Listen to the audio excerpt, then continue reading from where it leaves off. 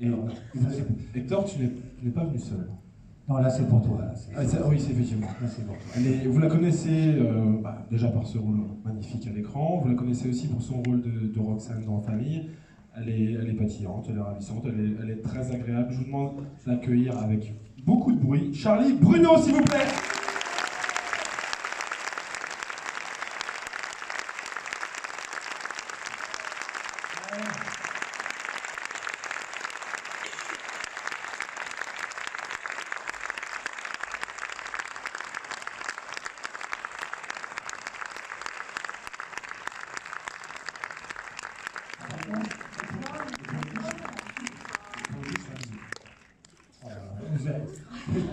C'est pour ça qu'il l'a choisi.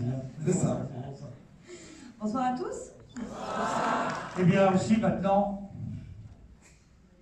très sincèrement, je m'adresse à vous. Parce que j'ai pas envie de l'appeler. J'ai pas envie de l'appeler. Vous allez le faire. Quelle mauvaise nouvelle. Alors on applaudit qui et on appelle qui? Plus fort! Bruno Milana. Orléans, les acteurs et les Bruno. Orléans est très fier de les accueillir. Et surtout également. Merci beaucoup. Merci.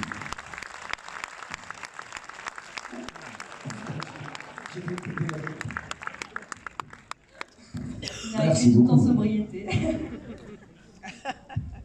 Ah, c'est la première fois que je voyais le film en vrai, moi, et j'ai bu du champagne tout le temps, donc je suis bourré. Donc, vous inquiétez pas sur mes réponses, si elles sont traînantes. Comment tu t'appelles? Non, on va échanger.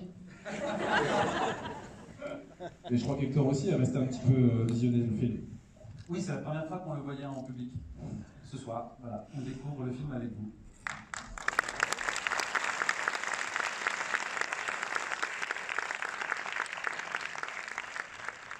Et justement, alors, on ressent quoi quand on voit le film dans ces conditions pour la première fois?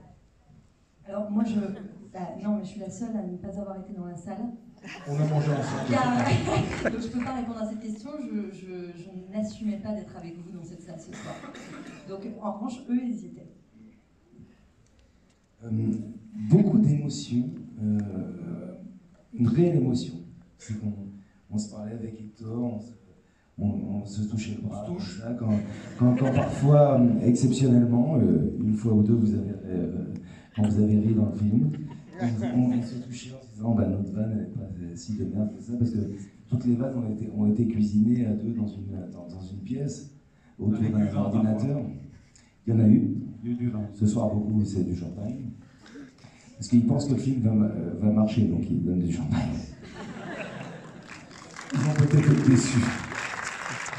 Et pour l'instant, on a encore du champagne. Et avec Hector, c'était un plaisir d'auteur, quoi, de se dire que apparemment l'histoire qu'on a essayé de raconter touche peut-être le public qui nous fait l'amitié et l'honneur de venir nous voir. Oui, parce que finalement, c'est pour répondre à cette question, c'est que c'est exactement quand on passe des heures à préparer un beau paquet cadeau pour sa maman, ou pour la personne qu'on aime, ou pour son enfant, ou en tout cas quelqu'un qu'on aime beaucoup, et qu'on fait cet emballage cadeau, et puis forcément on est vachement en attente du moment où la personne déballe le cadeau selon qu'elle fait « Ah, c'est gentil », ou qu'on voit ses yeux s'illuminer, ou qu'on la voit contente et qu'on nous prend dans les bras, et vos applaudissements, on a l'impression que vous nous prenez dans vos bras, d'une certaine façon. Donc oui, ça nous émeut beaucoup, parce qu'on se dit, le cadeau qu'on a préparé, oui, peut-être qu'il fait plaisir, on espère.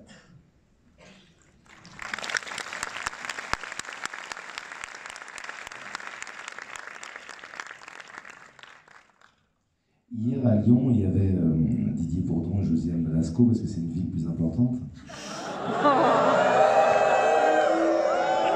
Merci beaucoup. Charlie, dis-moi. Franchement, je vais pas... Non. Il y avait Tom Cruise en plus hier. Dès qu'il fait une blague un peu merdique, il me demande de prendre la parole derrière. Roger. Alors, donc, vous êtes peut-être certainement impatienteux et impatient de pouvoir poser la première question. Qui se lève? Qui va se lever pour poser la première question? 5, 4, 3. Ah, et monsieur Roger. Ah. Marche un petit peu. Voilà, vous êtes notre héros de la soirée, monsieur. Parce que c'est pas simple de poser la première. Bonsoir. Bonsoir. Déjà, moi, je pense qu'on a passé un bon moment ce soir, c'était une bonne comédie. Et je voulais savoir si les cascades que vous effectuez dans le film, si vous êtes fait doubler. Donc la chute de la voiture, et puis si vous faites réellement la marche forcée. Marche forcée, très bon. Non. La marche. La marche rapide. Athlétique. Et, Hier à et Lyon, en effet- ils ont demandé une démonstration. Hein. Et ils l'ont eu. Lyon, c'est les vendredis, c'est autre chose. Mais il y avait Mais tout Didier le monde a, Josiane. tout le monde a c'est un- manifesté son envie de le voir faire une marche rapide. Hein.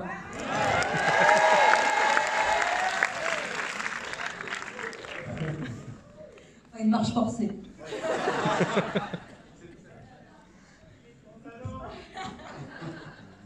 Attention, vous êtes prêts? C'est un véritable sport. C'est un véritable sport qui permet d'atteindre les combien de kilomètres heure, Bruno? Ah bah tu peux aller jusqu'à 50 km/h. Jusqu'à 50 km/h. Non, pas 50. Moi oui.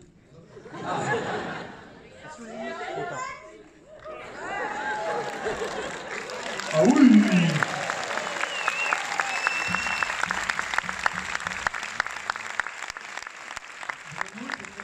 Entraîné par un coach vraiment qui était champion. Ah oui, Aurélien Quignon qui m'a persécuté pendant la préparation du film, parce que je voulais faire ça bien, la marche rapide. Tiens, t'avais. Non, regarde là, c'était mon assistante Charlie. Qu'est-ce que mes costumes, ma costumière. Et en effet, mais ça a été très intéressant de faire ce truc, et ça a été très dur surtout de le faire. Et puis j'ai compris la discipline surtout, parce que c'est souvent un peu décrié, un peu maltraité la marche. Et c'est pour ça qu'on l'avait choisi d'ailleurs. Parce que Et c'est pour ça, que ouais. les gens allaient se moquer de ça. Et puis que, comme on voulait le faire bien dans le film, on pouvait plus se moquer du truc, donc on a essayé de le faire bien. Et j'espère que c'est crédible à l'image. Et pour répondre à votre question, non, Bruno a fait, quand il tombe de la voiture, tout ça, c'est des trucs qu'il a fait lui-même. Je crois que ça fait un peu mal d'ailleurs. Comme Jean-Paul Belmondo et Tom Cruise, je fais mes propres casquettes cadres. Arrêtez de rigoler, putain. Pourquoi tu rigoles? Mais arrête. Comme Jean-Paul Belmondo et Tom Cruise. Tu rigoles. Arrête. Alors, est-ce qu'il y a d'autres questions, messieurs? Ah, je comprends. Je donne le micro. Bonsoir. Donc effectivement, on a beaucoup ri, c'était touchant, c'était drôle. Et je voulais savoir si Bruno il choisit ses rôles ou si on lui impose tous ses rôles avec de l'autodérision. C'est surtout pour des histoires d'argent. Il n'a rien choisi du tout, il l'a écrit. Donc effectivement, C'était le rôle le mieux payé. On m'a posé d'autres trucs. Mais il fallait faire de la marche rapide. Non, mais sincèrement, c'est vraiment pour le personnage, quoi. Puis l'histoire qu'on a écrite avec Hector, c'était vraiment le personnage à raconter cette histoire d'amour un peu foireuse et qui se retrouve à la fin avec le bébé qui finit bien. C'était vraiment un truc qu'on avait à cœur tous les deux.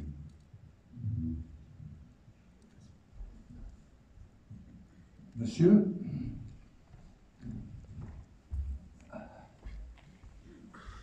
Allez, circulez. Bonsoir. Bonsoir. Bravo pour le film, bravo. Merci. Je voulais poser une question qui peut paraître saugrenue, mais pourquoi Ruggero Raimondi? Excellente question. Alors, Ruggero Raimondi, c'est très simple, c'est une illumination, une épiphanie de Bruno, qui, on se disait, quand on n'avait jamais, et ça existe, hein, ça vient de quelqu'un que j'avais rencontré qui ne connaissait pas son grand-père, et je me dis, le jour où on rencontre son grand-père qu'on n'a pas connu, il ne faut pas que ce soit un petit moment, il faut que ce soit quelqu'un quand même qui est du charisme, qui en jette, même si on ne connaît pas Ruggero Raimondi, qui est un très très très très grand chanteur d'opéra, un des plus grands du XXe siècle. On se disait, les chanteurs d'opéra, ça a quand même, ouais, ça a un charisme hors du commun. Et avant même qu'on se dise chanteur d'opéra, on s'était posé la question, je sais pas, on s'était dit, tiens, Alain Delon, j'en sais rien, en tout cas, que quand elle le rencontre, ça fasse quelque chose. Et Bruno, je ne sais d'où, dit Ruggero Raimondi. Et moi, ça m'a surpris, mais il se trouve que oui, j'aime beaucoup Ruggero Raimondi, et c'est un interprète inoubliable de Mozart et de Don Giovanni de Lozay, etc. Mais bon, c'était une idée sortie de nulle part, mais moi j'ai adhéré tout de suite, j'ai dit c'est une idée géniale, Ruggero Raimondi. Si on connaît Ruggero Raimondi, c'est super, et puis si on ne le connaît pas, il est très beau. C'est un homme qui a vraiment de l'allure, qui a une vraie prestance, qui a un vrai truc, et je me suis dit, ouais, quand elle rencontre son grand-père, c'est pas de la merde son grand-père. Et puis parce que Bruno, en tant que chanteur, a voulu se mesurer certainement à Ruggero. Pourquoi vous rigolez? Parce que tout le monde connaît le résultat. J'ai une méchanceté, je sens une malveillance. Ça a été facile de le convaincre de venir. Alors, L'argent. voilà, l'argent, la drogue, beaucoup. Il y avait beaucoup de drogue sur le Essentiellement l'argent, ouais. Ça s'est fait sur l'histoire d'argent. Effectivement, c'est typiquement le genre d'idée complètement délirante, parce qu'on contacte, encore une fois, c'est le grand baryton du XXe siècle. Donc on se dit, mais ça ne marchera jamais. Enfin, il a trouvé ça délirant. Donc vous voulez quoi? Pourquoi? Pour jouer dans quoi? Vous êtes fous. Et en fait, pas du tout. On a réussi à le contacter par son agent. Il est à la retraite. Et il se trouve que, évidemment, on lui propose rarement, quand on est un baryton d'opéra, on vous propose rarement des comédies avec Didier Bourdon, Josiane Balasco, Léna Barre, Charlie Bruno. Donc il a trouvé ça étonnant, mais il était ravi, et il se trouve qu'il connaissait un peu notre travail respectif. Il avait vu Retour chez ma mère qu'il avait beaucoup aimé avec Josiane Balasco, et donc voilà, il a dit tout de suite ah bah oui, super, il était ravi.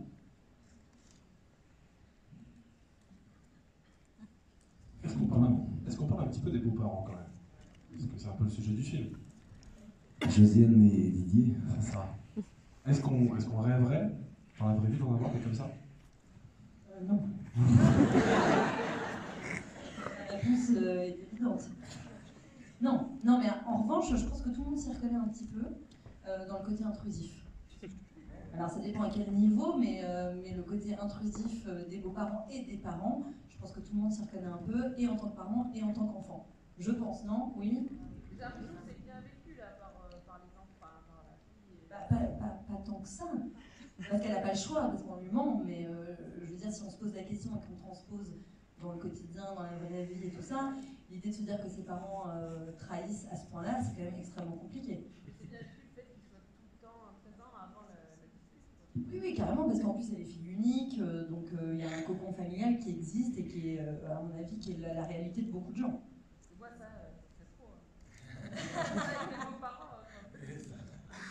Oui, ils sont très très très très amis au début. Mais sur les beaux-parents, ce qu'on disait tout à l'heure, c'est que en fait, ce sont la fonction même de beaux-parents. Dans la salle, vous êtes plusieurs à être soit beaux-parents, soit à avoir des beaux-parents. C'est que les beaux-parents sont des gens qu'on met devant des faits accomplis. C'est-à-dire qu'on leur impose son nouveau copain ou sa nouvelle copine. On leur impose, tiens, tu vas garder les enfants parce que bon, on va partir et puis ils sont un peu obligés de garder les enfants. Et tout d'un coup, on leur impose dans cette histoire que, en fait, mon copain ou ma copine, je l'ai largué.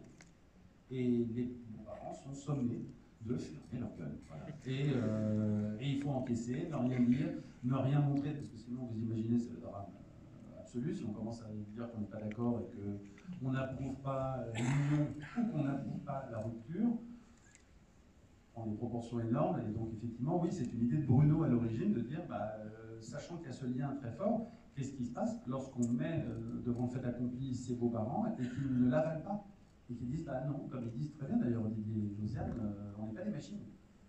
Tu nous as demandé de l'aimer, voilà, on l'aime. Et que tu le disais tout à l'heure, on peut aimer quelqu'un, mais on ne peut pas désaimer quelqu'un. Oui,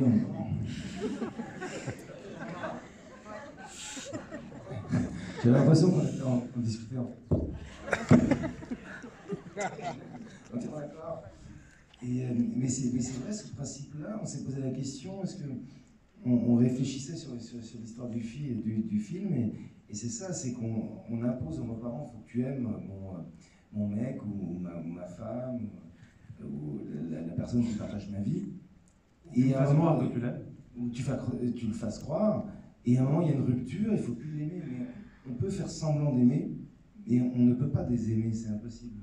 Le désamour est un truc qui d'ailleurs, c'est pas un verbe. Tu me juges, tu me regardes. Je passe la parole à C'est un peu flippant, la façon dont je parle dans le micro. Madame Charlie Boula. Je m'appelle Calogero et je passe la parole à Charlie Boula. Non, mais donc, on a beaucoup parlé de la relation des grands-parents. Les grands-parents et les petits-enfants, c'est une relation sublime. Mais la relation des beaux-parents, finalement, à part les blagues de belle-mère qui sont célèbres, c'est un sujet dont Bruno est arrivé avec cette idée et on s'est dit finalement, ça n'a pas été tant traité que ça. Et on espère que tout le monde s'identifie à ces personnages de Didier et de Josiane et à ceux de Charlie et de Bruno. Parce que, effectivement, le côté Josiane qui dit à Bruno « Je veux être grand-mère, c'est mon droit », je lui colle un gosse. Oui, on a tous eu, parfois c'est pas aussi verbalement dit, mais en tout cas cette pression-là, qui ne l'a pas entendue. C'est vrai. Et alors du coup, est-ce qu'on pense, quand on pense beaux-parents, immédiatement au duo Didier Bourdon et Josiane Balasco? Tout de suite. Ah, ça a été un... C'est toi qui a organisé le truc. Non, ça s'est fait à deux. Comment ça s'est fait? À l'origine, on n'avait pas pensé tout de suite à eux, parce que c'était dans l'écriture, on pensait à différents acteurs. D'autres acteurs qui ont refusé. D'autres acteurs qui ont refusé. Parce que c'était pas assez payé. C'est toujours une question d'argent. Didier et Josiane étaient moins chers. Non, mais c'est très intéressant, ça rejoint la question sur Ruggiero Raimondi, c'est qu'on ne s'autorisait pas à penser à eux. C'est-à-dire qu'on se disait avec Bruno, notre petit scénario, bon, on va essayer de trouver des acteurs, on va essayer de trouver des gens qui veulent bien déjà. Mais on ne s'autorisait pas à penser Josiane Balasco, Didier Bourdon, qui pour nous était vraiment dans le sommet de la comédie en France. Il se trouve que Bruno avait rencontré Josiane au Resto du Cœur, ils avaient sympathisé, donc il y avait moyen de lui parler du scénario, etc. Et Josiane, en fait, elle a adhéré tout de suite, elle a dit « ouais, je le fais ». Et du coup, on s'est dit « merde, on a Josiane Balasco, alors ça c'est un gros truc ». Du coup, on peut s'autoriser à penser à Didier Bourdon, ça pourrait coller, et ça s'est fait comme ça. Et c'est vrai que Didier, a fortiori, sachant qu'il y aurait Josiane, ils avaient très envie de jouer ensemble, ils n'avaient jamais joué ensemble. Ils avaient été à l'affiche d'un film, mais ils n'avaient pas de scène vraiment ensemble. Voilà, ils n'avaient jamais formé un duo. Et ça les tentait beaucoup, et nous, évidemment, on n'arrivait pas à y croire. Et ensuite, on a eu la chance de rencontrer Charlie, parce qu'on a vraiment, là, je peux le dire, on a vraiment eu du mal à trouver le personnage, enfin l'actrice pour le personnage. C'était très compliqué, parce qu'il fallait qu'elle soit méga casse-couille et super sympathique. C'est un rôle de composition. Hein. Et c'est pas évident d'être une casse-couille méga sympathique et séduisante. Voilà, et on l'a trouvé. J'ai rien à dire là.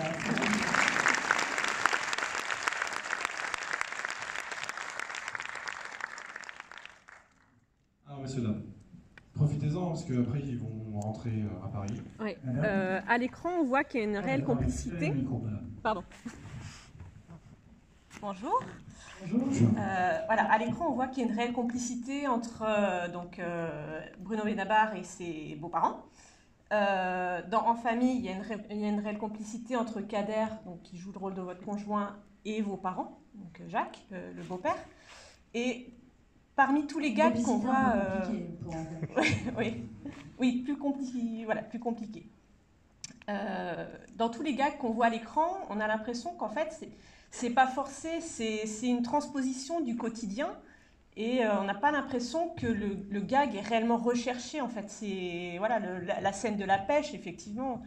Est-ce que le quotidien vous a inspiré ou est-ce qu'il y a eu une réelle réflexion derrière pour trouver ce qui ferait rire? Enfin, j'ai pas l'impression que ça a été forcé, en fait. Les deux, merci pour le compliment. Je ne suis pas, parce que c'est très flatteur ce que vous venez de dire, parce que c'est ce qu'on a essayé de faire avec Hector. Et c'est Hector qui a permis de faire ce truc-là. Non, enfin, c'est plus réaliste possible. Mais c'est qu'en fait, au-delà de suivre un fil rouge qui serait l'authenticité, etc., on en suit toujours deux. En fait, on navigue toujours entre deux écueils. Et en fait, ces deux écueils qui vous emprisonnent, en même temps, ils vous guident. C'est-à-dire que d'un côté, il y a l'écueil d'en faire trop, de chercher trop le gag auquel on ne croit pas, et on dit c'est pas la vraie vie, je ne sais pas d'où vous en sortez ça. Et de l'autre côté, si on suit que la vraie vie, il n'y aurait pas autant de situations, des situations aussi inextricables. Donc on navigue vraiment entre voilà, ces récifs, en se disant on est juste au milieu, donc il faut que ça soit authentique, mais il faut quand même que ça soit drôle, ce qui permet... puis après, il y a une autre chose, c'est que le public, on s'en est rendu compte avec le temps, on n'accepte pas les mêmes choses au début d'une histoire et vers la fin d'une histoire. On ne peut pas commencer le film par une séquence comme la séquence de l'hôtel où tout le monde se retrouve au même endroit. Si cette séquence marche, j'espère qu'elle marche, c'est parce que les gens ont accepté de dire bon, maintenant on a envie que l'histoire avance et ça nous fait rire qu'ils se retrouvent tous ensemble. Et si on commençait l'histoire comme ça, évidemment les gens diraient non. Dans la vie, on ne se retrouve pas tous dans la même chambre d'hôtel avec la maîtresse, les deux parents, la femme, etc. Merci. Et est-ce que l'eau était froide? Ah oui. C'était une scène savoureuse. Merci. À Rambouillet, c'était le début du printemps, et, enfin, c'était la mi-mai, et l'eau était encore bien froide de l'hiver. Alors, est-ce qu'il y a peut-être une dernière question? Ah, pas, il y en a une. Mademoiselle. Bien reçu. Je vais aller voir le monsieur là-bas. Bonsoir. Bonsoir. Mais est-ce que, enfin, pour le côté chat noir quand même, parce que dans le film vous avez vraiment la poisse, hein, c'est voulu d'accumuler autant de... Oui, c'est un peu masochiste, hein, comme je suis. C'est la définition que donnait Labiche, disait un homme chanceux, c'est un homme qui arrive à tout, un malchanceux, c'est quelqu'un à qui tout arrive. Voilà, lui c'est vraiment le malchanceux. Absolument. Et on s'est dit avec Hector au début du tournage, c'est qu'on allait faire de ce personnage une personne qui encaisse mais qui ne subit pas. C'est qui essaye de changer les choses tout le temps, donc qui galère, puis qui se plante un petit peu, qui est terriblement humain, et c'est souvent un peu foireux ce qu'il essaye de faire, la façon dont il essaye de corriger les choses, mais en tout cas qui essaye d'agir sur les événements. C'est très important qu'il ne soit pas passif, que ce ne soit pas juste un type qui reçoit des tombereaux de problèmes sur la tête. Mais plus il essaye de s'en sortir, plus il enchaîne quand même. Et dans les sables mouvants. Plus il est dans la merde. Hein. Merci beaucoup. Ouais, juste une... si c'est la dernière, ça tombe très bien. Déjà, merci pour le film. Moi, j'ai passé un super moment, comme j'adore au cinéma, pour se détendre. Merci.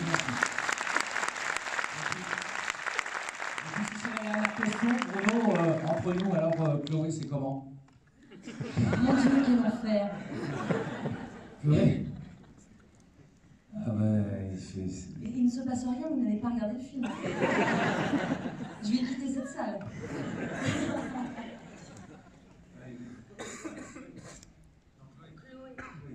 Et Chloé, écoute, alors, j'ai couché avec elle pendant le tournage, hein, bien sûr.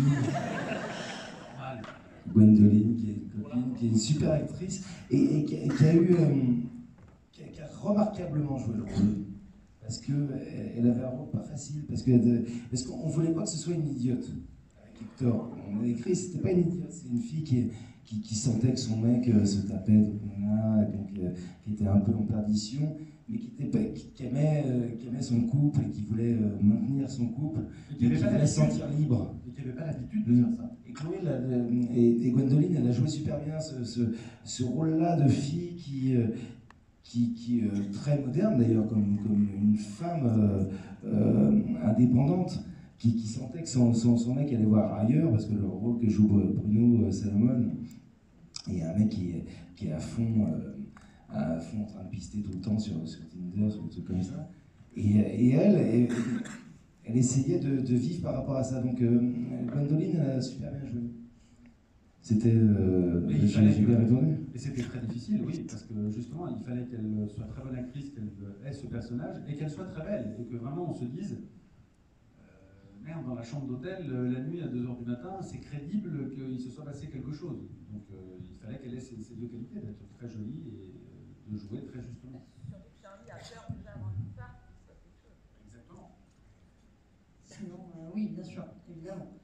évidemment, quand ton mari, enfin en tout cas fiancé, part avec une jolie fille tout seul dans un hôtel en province, on est en mesure de se poser des questions. En province, parce qu'à Paris, ça n'arrive pas.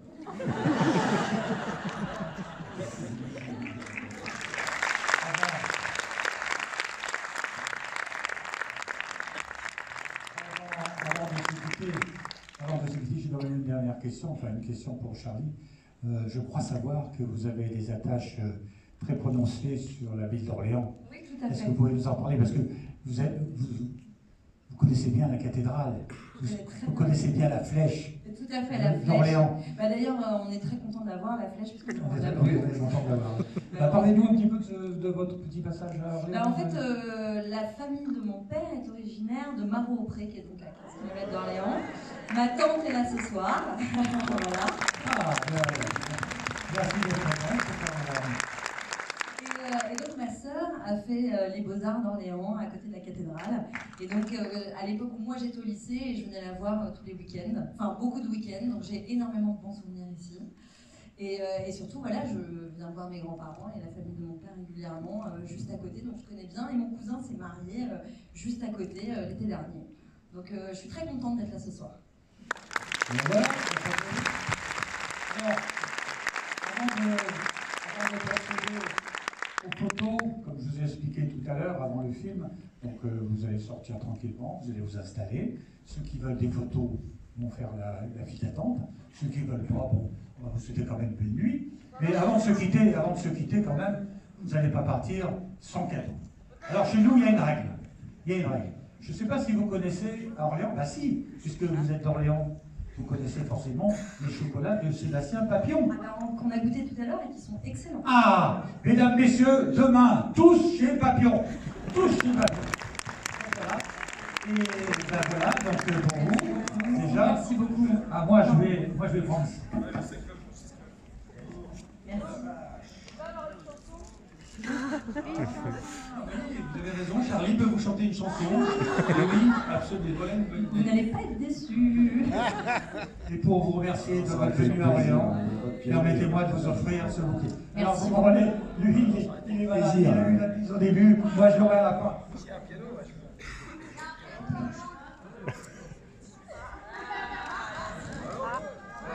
Vous pouvez prendre des photos avec le bouquet de fleurs. Hein.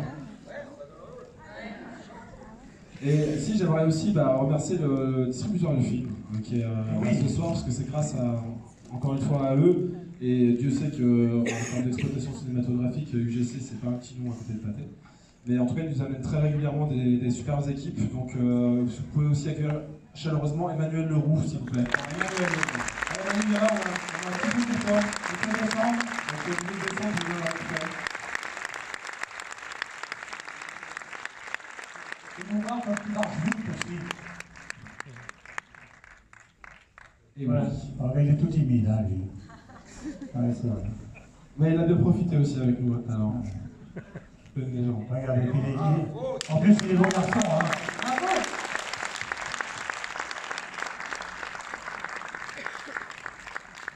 Voilà, eh bien, messieurs, dames, on souhaite une... Messieurs, dames, merci à tous. Vous allez rejoindre un bel endroit qui vous attend pour faire ces magnifiques photos. Merci beaucoup. Et puis,